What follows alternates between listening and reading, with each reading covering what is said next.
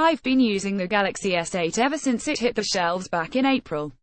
During that time, I've learned an awful lot about the device, both good and bad, so I thought I'd put together a piece describing my experience.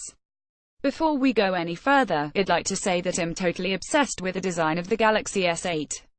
It's durable, ergonomic, and futuristic. I mean, what more could you possibly want? Not a better screen, that's for sure.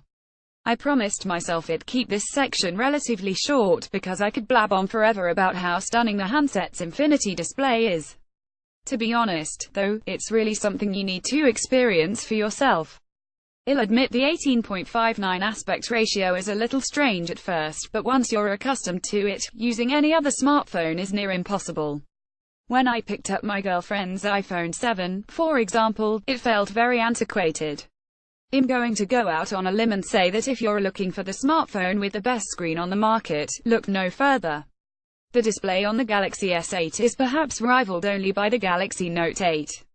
It recently received DisplayMate's highest rating ever for a smartphone display.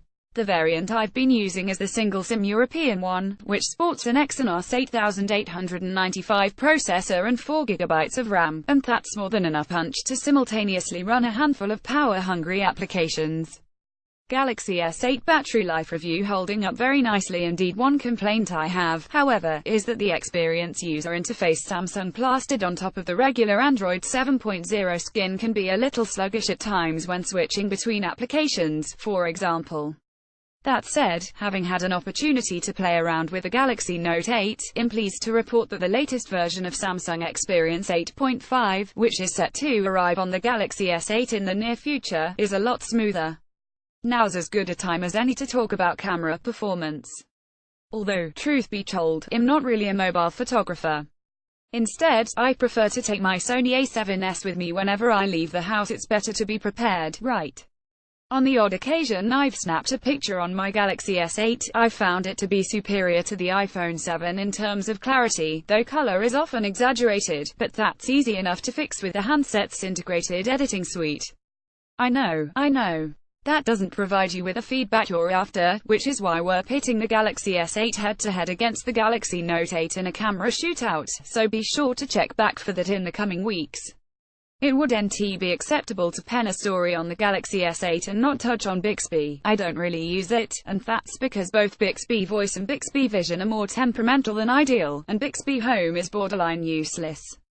Here's what I find particularly strange. Bixby Voice is fantastic at executing complex commands, like taking a screenshot within an application, but when you instruct it to complete even the most basic of tasks, it struggles. It can't, for example, provide a straightforward answer when you request the time in another location.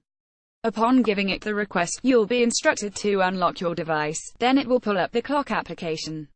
Why can't it just say the time? I'm not going to complain too much. Bixby is a relatively new digital assistant, and it's astonishing what Samsung has been able to accomplish in such a short period of time. All it needs to do is focus on refining the processes, then it'll be golden.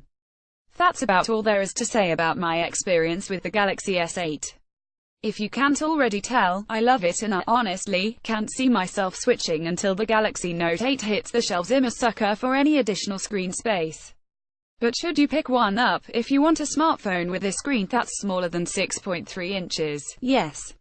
If you're after something that size, we'd recommend opting for the next generation Galaxy Note, which is now up for pre-order.